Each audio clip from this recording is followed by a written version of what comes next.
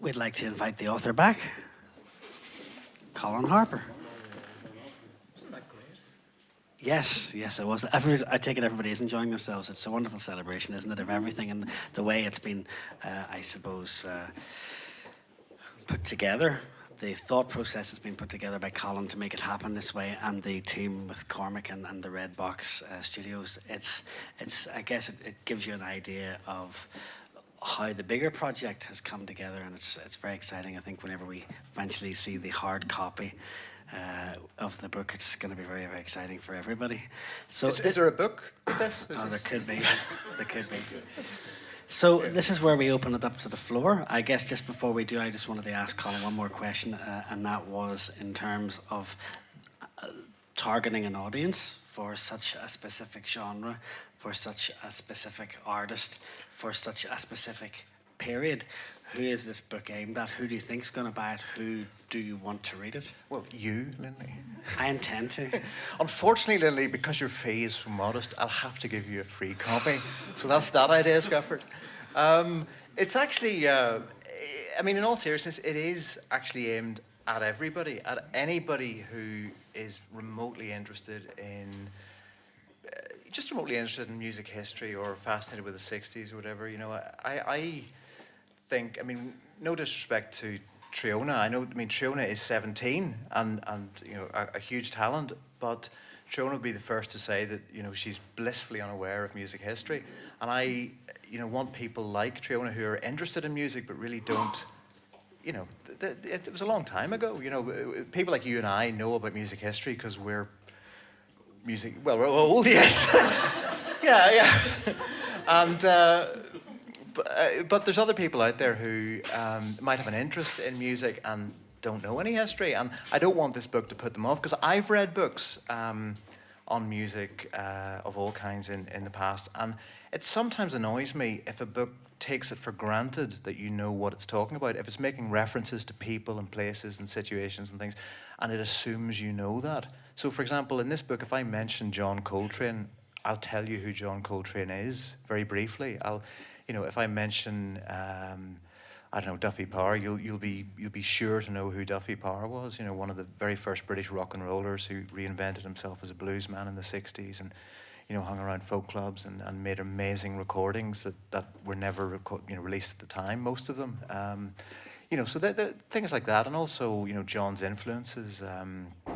You know, the very first chapter, a number of people who influenced John are mentioned, flamenco people and Julian Bream and classical people, European art music people. You know, there's always footnotes to put those people in context. You know, you'll never see anything referring to, oh yeah, I learned that lick off, you know, this guy or that guy, and it's left hanging or whatever. You know, it's been written painstakingly so that it's not tripping over footnotes, it's not bogged down with them, but it's dense, it's rich with information, but you can move through it like a narrative, almost like a fiction narrative. There is a story, there's highs and lows, there's ebbs and flows, characters come and go. So in that sense, it's almost like a novelistic narrative, but it's absolutely rigorous in terms of the detail, the research, and the integrity of what's being written about. So it's accessible to everybody. But then again, if there's jazz buffs or John McLaughlin buffs who have every record, who've read all the interviews, whatever, I promise you they will still find huge tracts of information in here that they've never read before. I mean, there's people, you know, in a way, there's a comparison with prosecuting war criminals here, Linley. I wondered where you go with that. No, it's or not. Yeah. No, the thing is, I mean, the people who made music in the 60s are in their 70s now. You know, there is a limited window of time. If we want to know anything about that incredible period of music, there's a limited window in which we can actually ask people about it. You know, some of the people I interviewed are in their mid-70s. You know, and they'd never been interviewed before, sometimes about music or about their contribution to music or about John McLaughlin, you know, people he had I mean, there's a character, a really lovely man called Mick Eve, who was, he's very much he's a musician's musician. All the musicians in London in the 60s would know Mick Eve, but he's never a frontline guy. But he was the guy who pretty much put Georgie Fame and the Blue Flames together. He was Georgie Fame's musical director. You know, before that, he was putting bands together to go around US Army bases, to play black music, danceable jazz to, black Americans in service in Britain. And before that, he was playing, in rock and roll and jump jive combos on the variety circuit with the likes of, Cliff Richard and so forth.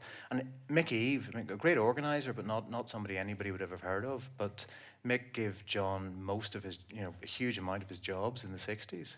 Not only got him into Georgie Fame and the Blue Flames and did rock and roll tours with him, backing the likes of Terry Dean and Dickie Pride, people in the very first wave of pre-Beatles pop music, but also the very first wave of British soul music with Ronnie Jones and the Nighttimers and later Herbie Goins and the Nighttimers. They made some records, but it was Mick that was running that band, and Mick's still performing, still playing, but he's not a self-publicist. He's not, flying a flag saying, look at me, look what I've done. But, there are people out there that you can get to, and they've got fantastic stories to tell. It really is like tracking down the last Wild West heroes. I'd like to open it up to the floor and get a couple of questions. If anybody is ready to ask one, don't be shy and tell us your name whenever you're going to do it. Any volunteers? Yeah, I've got a question. Go ahead, sir. What's your name? My name's Mark. Okay, Mark. One of our old enemies, I suppose we heard you guys saying. It's interesting that you should say that John McLaughlin seems to have been unique in his generation. Do you think that, and you mentioned Wild West heroes, and I think that's an interesting thing to say, to coin a phrase, but do you think there could ever be another John McLaughlin, say in the next 1,000 years? Well, see, the thing is, it's all about context. People, John said earlier in the kind of the throwaway quote that Jim read in his first extract, somebody asked him, it was actually a chap called Sid Smith, a very good writer from Whitley Bay, actually, where John grew up. Sid Smith asked John in an interview a few months ago, why were the Mahavishnu Orchestra so successful? And John quipped, well, maybe it was because we were the loudest, fastest group on the planet.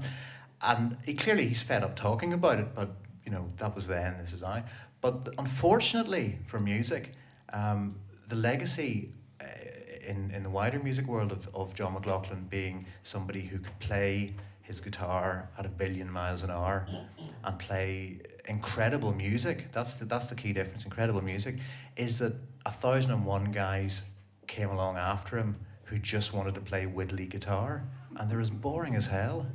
And and John McLaughlin knows that, and most of the world knows that, but there are magazines devoted to such people, and it's all about people who want to show off technique and play endless widdly chromatic scales. And and they've got there's so many people who do that thing and think that they're moving music forward. They're not. It's just a pastiche, and it's a poor pastiche. They might actually be able to play literally faster sometimes, but it's the musical content that matters.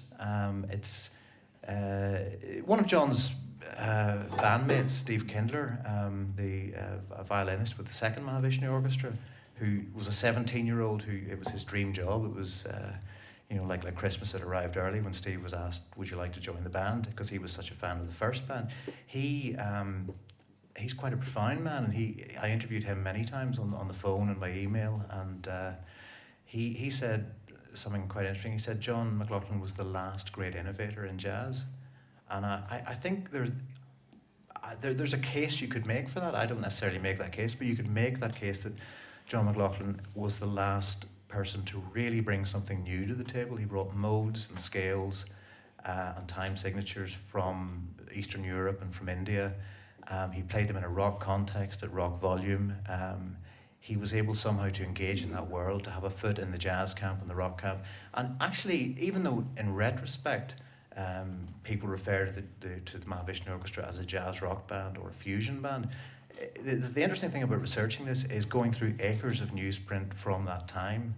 You never once see John McLaughlin referring to jazz or jazz rock or fusion. He constantly says, I'm a musician for musicians. We don't call ourselves anything. It's, I'd rather play in a rock festival than a jazz club because the audience are more open. So it's actually anachronistic to look back and say, oh, well, that was just a genre, that was just a little aberration in the grand continuum of popular music. It was just a weird little moment that some jazz rock guy had a couple of hit records. Let's not talk about that. Well, they've come to the wrong guy. Amen. I think we'll leave it at that because there is another interview session later on. Colin Harper, once again, thank you very much indeed, sir. Thank you.